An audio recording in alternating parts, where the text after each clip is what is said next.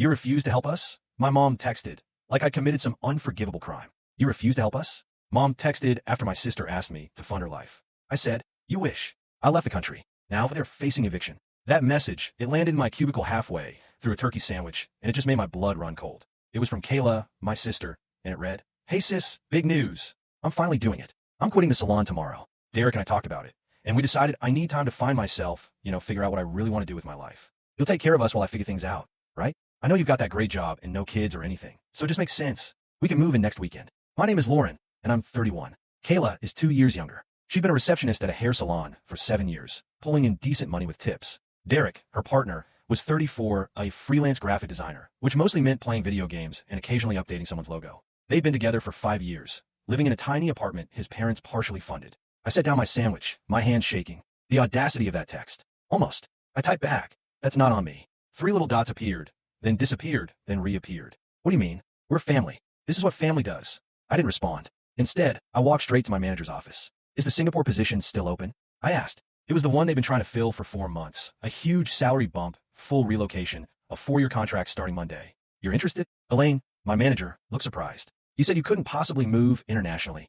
I changed my mind. I told her. I want it. I'll sign today. 7 hours later, I received the contract via email. I signed it electronically at 6:37 p.m., sitting in my car in the parking lot.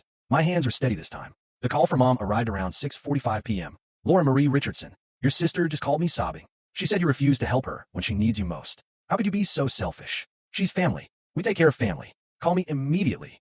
I listened to the voicemail. The shame tried to seep in, as it always did. But something was different now. Something had finally snapped. I called Mom. Lauren, thank God, she cried. Listen, Kayla is really struggling right now. Mom, I cut her off.